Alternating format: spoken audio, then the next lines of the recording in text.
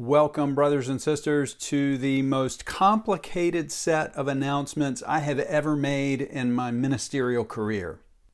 Today is November 29th in the year which shall not be named.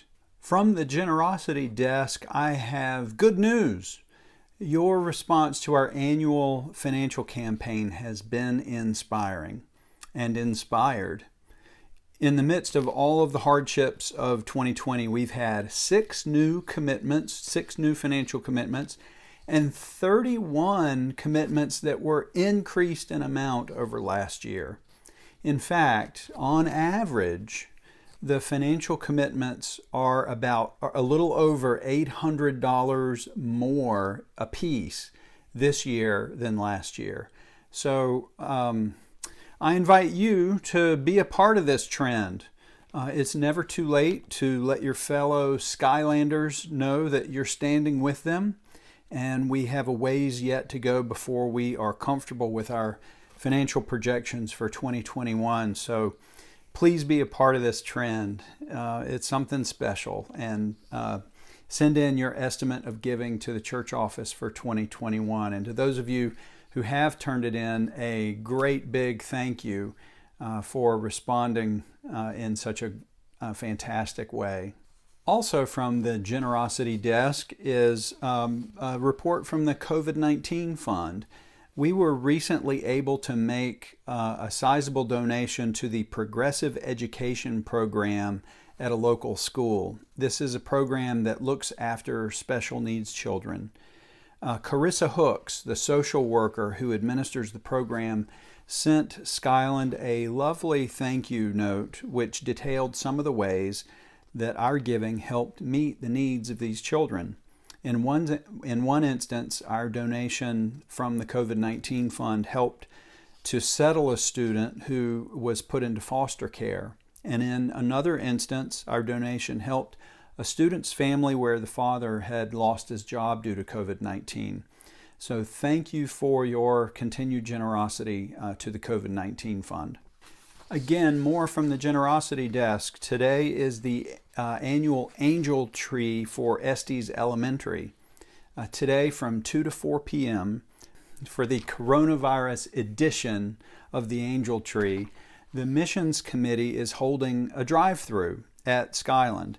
The details are in the newsletter, but you can come by today from 2 to 4 p.m. to drop off your gift cards or checks made payable to Skyland UMC with Angel Tree written in the memo line. Also, the winter scarves that many of you have been so hard at work making will also be collected during that time, today from 2 to 4. Okay, this is where it gets complicated.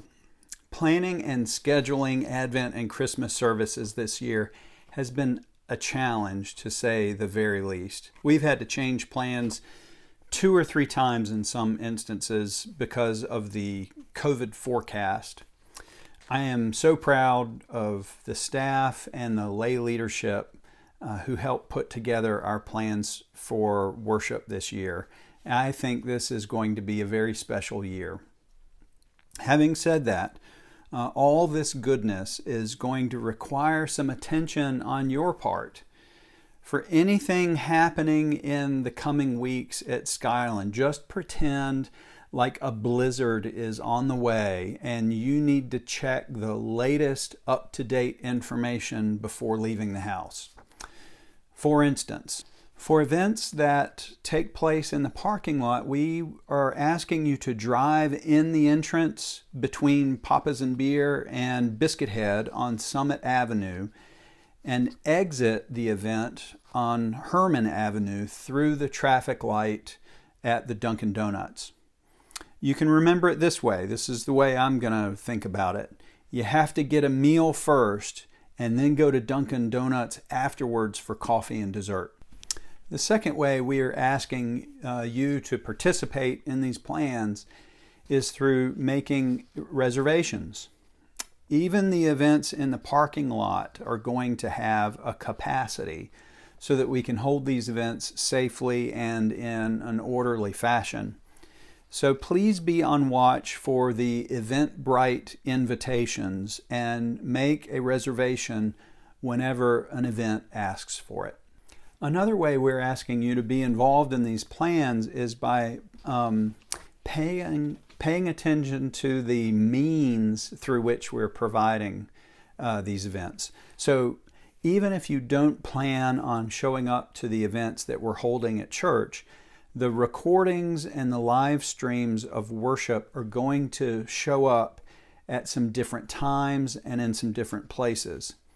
So some of the virtual worship services, we're going to try using a different app to give us a different camera angle. So the live worship from the sanctuary, for example, we're going to do that on Zoom so that we can have different camera angles and it won't just be one boring shot the whole time. Others we will still record and post to YouTube, but they won't be posted as early as you might be used to seeing them. They'll be posted later in the afternoon. So all that's to say, all of this is to say, make sure you are keeping up with the latest up-to-date information for December. This handy-dandy printout is in the newsletter, and it details our special events. Today we're having virtual worship, obviously, and the Angel Tree drive-through that I talked about, along with the winter scarf pickup. On Sunday, December 6th, we're going to be worshiping live at 11 a.m. Through Zoom. So keep an eye out for that particular Zoom link. And we'll also have live stream Holy Communion on our YouTube channel at 5 o'clock that afternoon. We're having our big Journey to Bethlehem drive-through event. We are really excited about this.